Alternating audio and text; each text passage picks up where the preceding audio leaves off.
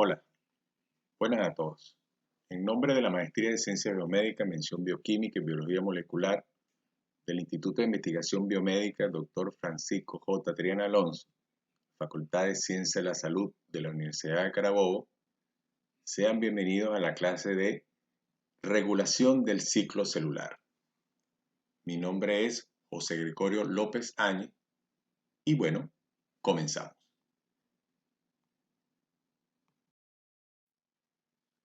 Muy bien, dentro de los objetivos de esta clase tenemos los siguientes puntos. Regulación de la síntesis de CDK, es decir, de quinasa dependiente de ciclina y de las ciclinas. Regulación de la CDK por fosforilación. Degradación controlada de las ciclinas. Inhibición de la CDK.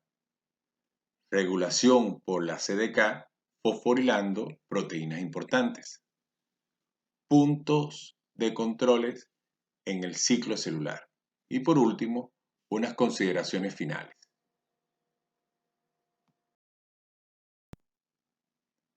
Muy bien, en el punto de regulación de la síntesis de CDK y la regulación de la síntesis de la ciclina, se ha estudiado muy bien esto con las ciclinas DE y las quinasas dependientes de ciclina CDK2, CDK4, ¿verdad?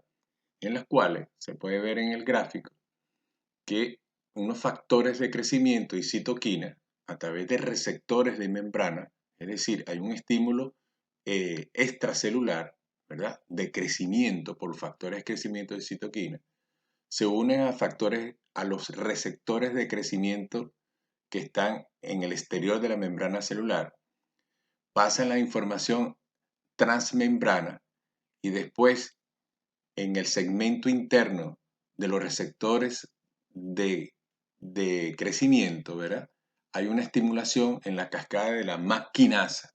Eso hace que lleve toda la información, es decir, la señalización interna celular, hasta lograr la fosforilación de la proteína Jun y Fos a nivel del núcleo. ¿Qué sucede aquí? Esta fosforilación, lo que va a suceder es que por un lado va a estimular a la síntesis de la ciclina y la síntesis de la CDK, y por otro lado va a estimular la síntesis de factores de transición E2F. Este factor de transición es muy importante porque a su vez él estimula la síntesis de las enzimas necesarias para la síntesis del ADN, y valga la redundancia, ¿no? Entonces, ¿qué está sucediendo aquí? Bueno, lo que está sucediendo es que en la fase G1 se está preparando todo para pasar a la fase S, con todas las proteínas necesarias, tanto citoplasmáticas como nucleares, para ocurra la duplicación o replicación del ADN.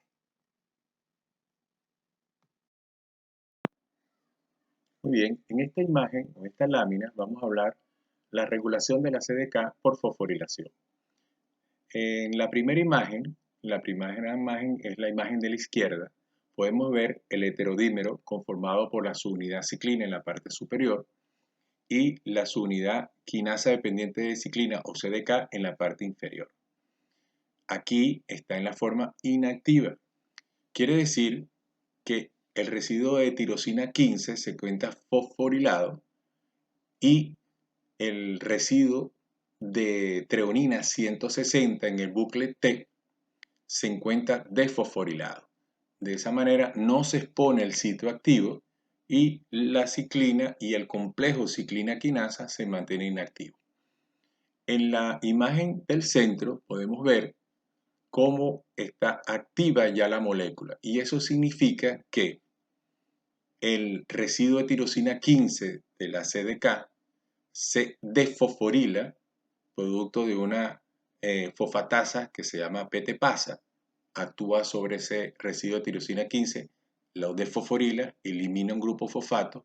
Eso hace que permite el ingreso del ATP a su sitio de unión, y el residuo de ácido glutámico 51 cambia su disposición, y por otra parte la quinasa activadora de CDK va a fosforilar al residuo de treonina 160 en el bucle T. Ese grupo fosfato que se añade al residuo de treonina 160 en el bucle T hace una carga negativa adicional y gracias a los residuos de arginina 50, del residuo de arginina 150 y del residuo de arginina 126, logran estabilizar esa carga negativa.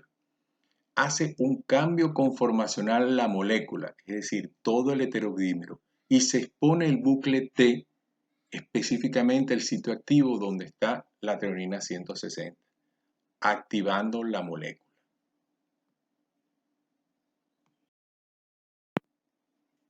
Muy bien, continuamos.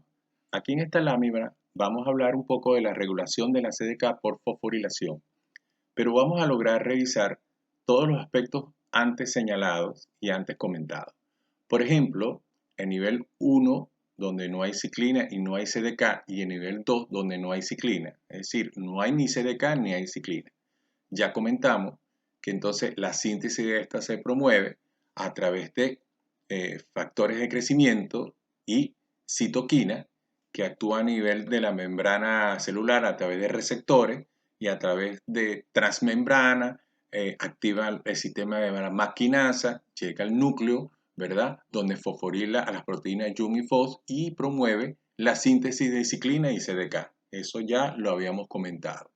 En el punto número 3 podemos ver cómo ya se unió el complejo ciclina y quinasa, pero se mantiene inactivo. ¿Por qué se mantiene inactivo? Porque el residuo de tirosina 15 se mantiene fosforilado, evitando el ingreso del ATP.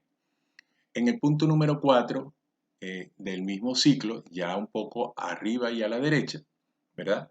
Vemos cómo gracias a una PTPasa que es una fosfatasa que va a desfosforilar el residuo de tirosina 15 y gracias a una quinasa llamada quinasa activadora de CDK que va a fosforilar el residuo de treonina 160, voy a lograr un complejo ciclina quinasa activo, ¿verdad? Y ese complejo ciclina quinasa activo, a su vez, me va a llevar al punto número 5, que activa a una fosfatasa, fosforilándola. Esa fosfatasa, al ser fosforilada, a su vez, nuevamente va a promover nueva activación y aumentando la activación del complejo ciclina quinasa. ¿Actuando sobre qué? Sobre el residuo de tirosina 15. Y de esa manera se vuelve un ciclo para aumentar la cantidad de complejo ciclina quinasa activo. Cabe señalar en este punto, eh, hay una quinasa que es la RAT3, que la podemos ver en el recuadro arriba y a la derecha. Esta quinasa RAT3, cuando se activa, cuando hay un daño a nivel del ADN, y cuando hay un daño a nivel del ADN, ella a través de una cascada de activación va a inactivar a la PTPasa, es decir, a la fosfatasa que desfosforila al residuo de tirosina 15. Una vez que la inactiva, simplemente no continúa el ciclo y ya saben, un complejo ciclina quinasa no logra su actividad. Eso es muy importante para el paso del ciclo a G2, ¿no? Por lo cual es un sitio de regulación muy importante. Hasta aquí vamos a dar el recorrido de esta lámina para continuar con el resto. Muy bien. Esta misma lámina nos va a permitir hablar un poco de la degradación controlada de la ciclina. Y justamente donde la dejamos en el punto anterior, que era cuando en el punto 5 habíamos logrado mucho complejo de ciclina quinasa activo. Eso llega a ciertos niveles, se elevan a tantos niveles que por retroalimentación, ¿verdad? Comienza y cuando los niveles alcanzan, es decir, de activación, alcanzan cierto nivel, los complejos ciclina quinasa, por retroalimentación, esta va a actuar sobre una proteína que es la DBRP, que es Destruction Both Recognizing Protein y la va a fosforilar. Quiere decir que es una proteína que va entonces a provocar la adición de moléculas de ubiquitina en la ciclina, donde en el extremo amino terminal de la ciclina hay una secuencia de destrucción dado por una serie de residuos de aminoácidos que se reconoce como una secuencia de destrucción, y la Destruction Box Recognizing Protein, la DBRP, activa, es decir, fosforilada, va a empezar a añadir moléculas de ubiquitina a través de la ubiquitina ligasa, logrando enlaces covalentes.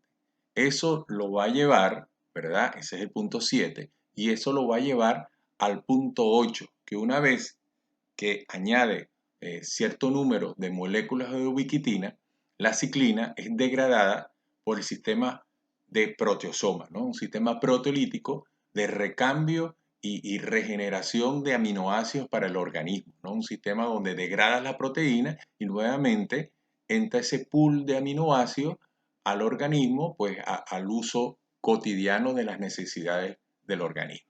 Entonces, pueden ver cómo nuevamente todo el ciclo comienza nuevamente, y ya en el punto número 8, pues ya la ciclina es degradada y comienza todo el ciclo. Esto es muy, pero muy importante, porque esta actividad, por ejemplo, que se logra en el punto número 4 y 5, se dice que aumenta 10.000 veces la actividad de complejo ciclina y quinasa.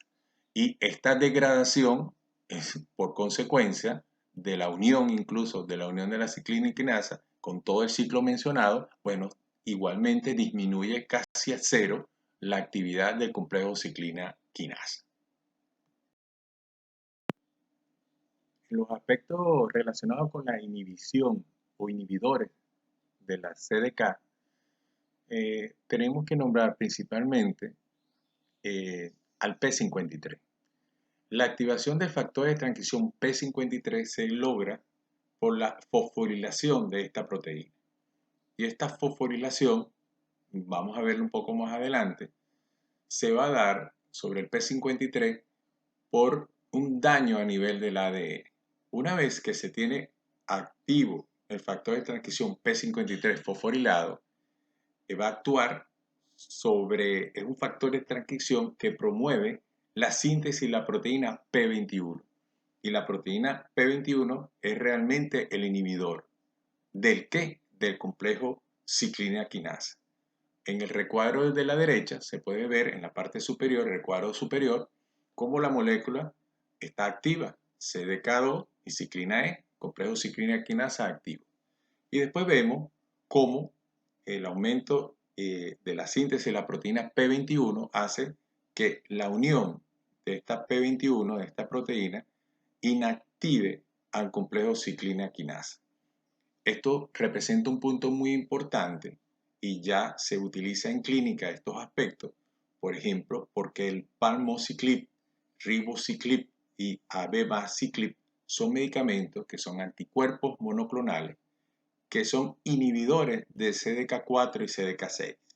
Estos quinasas dependientes de ciclina actúan a nivel de la ciclina D1 y son las que nos permiten el paso de G1 a S.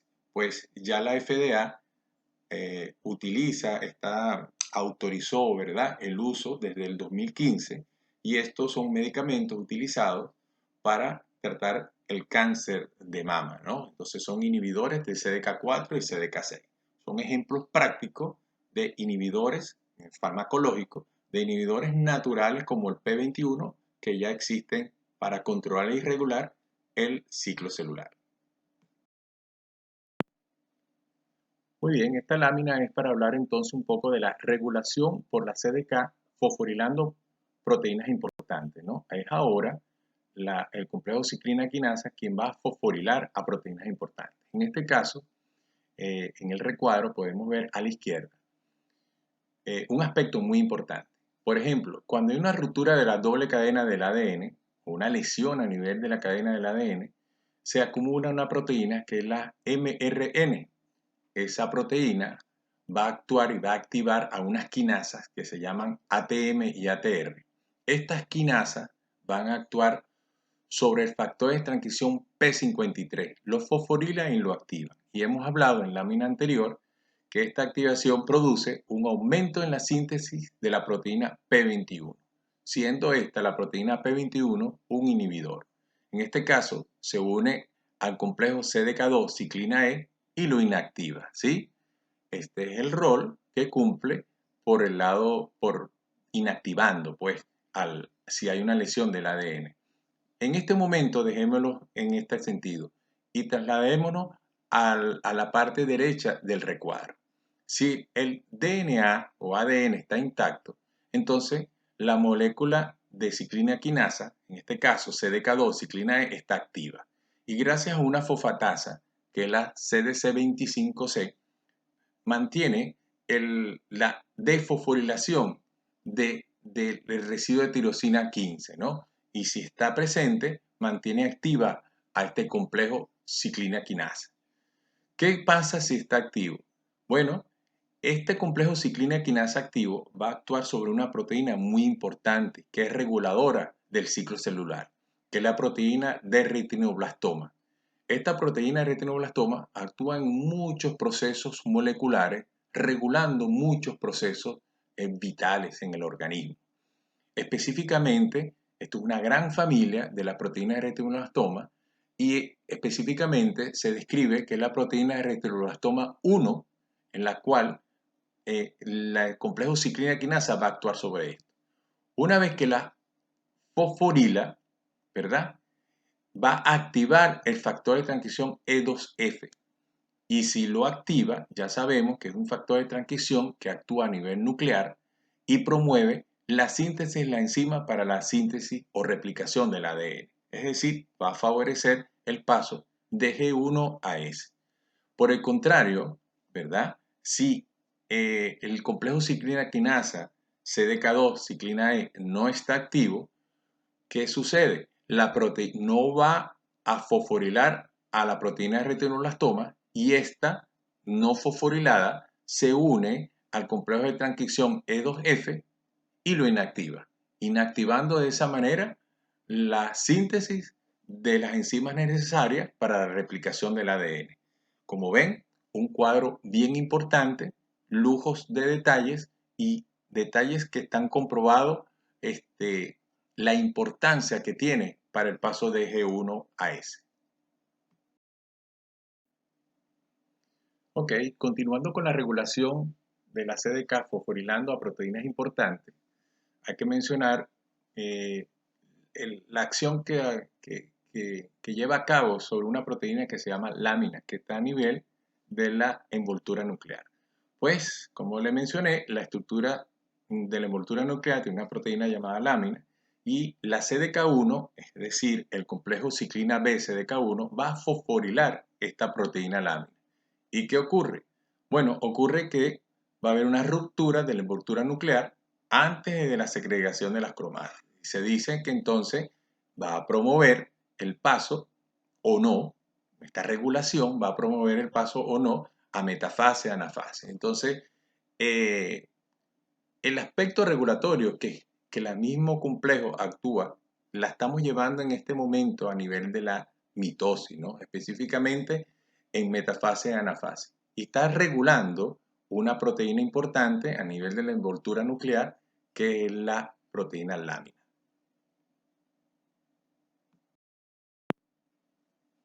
Continuando la regulación que tiene el complejo ciclina quinasa, fosforilando a proteínas importantes, vamos a mencionar algo que sucede en la citocinesis, es decir, el complejo ciclina B CDK1, ¿verdad?, a través de CDK1, va a fosforilar una subunidad de la miosina.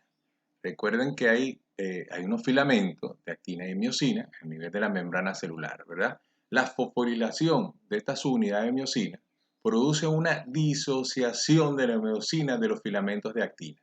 ¿Y qué sucede aquí? Bueno, hay inactivación de la máquina contráctil. Ese proceso de estrangulamiento, estrangulación, ¿verdad?, que ocurría a nivel central de la célula, donde se iban formando las dos células hijas, pues ya no funciona. Y miren cómo nuevamente el ciclina B-CDK1 actúa a nivel de la citocinesis, es decir, en la mitosis, regulando el ciclo celular. Bueno, ya a manera de resumen, podemos ver cuáles son los puntos de control del ciclo celular. Y hay 3 puntos que menciona la literatura y bien marcados. El primer punto es la transición de G1 a S, el segundo punto es la transición de G2 a M, y el tercer punto es en el interior, o sea, dentro de la mitosis.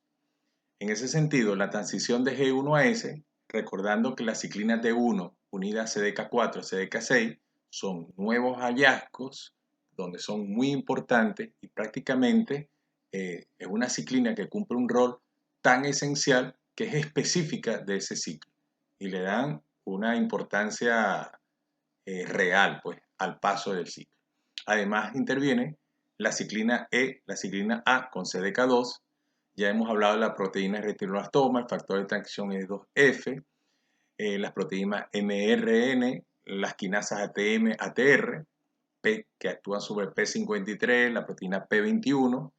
Ya hemos hablado también de los factores de crecimiento, ¿verdad? Que está a nivel de los receptores de la membrana. Hemos hablado de la fosfatasa CDC25C y cómo actúa a nivel de la ciclina E-CDK2, ¿no? Todo esto en la transición de G1 a S. Además, en la transición de G2 a M debemos señalar la quinasa RAT3 junto con la fosfatasa PTPasa, cumpliendo un papel muy importante ya señalado, la ciclina B1, B2, B3 con CDK1 y CDK2. Igualmente la proteína mRN, ATM, ATR y CDC25 también actúa en esta transición. Y por último, hemos comentado ya los controles que existen a nivel de la mitosis, a nivel de la metafase, anafase y citocinesis de la ciclina B-CDK1. Como ven, todos en resumen, puntos de control y estoy seguro que con el paso de los años y con el paso del tiempo va a haber nuevos hallazgos que nos dan nuevos controles y nos dan nuevas luces cómo funciona el ciclo celular y cómo se regula, por supuesto. Bueno, ya con las consideraciones finales, ya en el punto de las consideraciones finales, hay que mencionar que cada día se descubren nuevas proteínas de la familia ciclina y nuevas proteínas de la familia de las quinasas dependientes de ciclina, ¿no? Hay nuevos descubrimientos y nuevas proteínas de esta familia que se añaden a los controles del ciclo celular. Bueno, la lista de proteínas dianas sobre la que actúan las CDK sigue creciendo. No solamente que crece el número de proteínas de la familia, sino el número de dianas donde ellas actúan, ¿no? Y por último, y es importante señalarlo, es que quizás un aspecto importante del estudio del ciclo celular y su regulación es que es fundamental para un mejor entendimiento de la biología del cáncer. Nuevos hallazgos, nuevos descubrimientos, nuevas moléculas y nuevas interacciones, sobre todo las proteínas dianas, van a ser fundamental para el mejor conocimiento y entendimiento de la regulación del ciclo celular.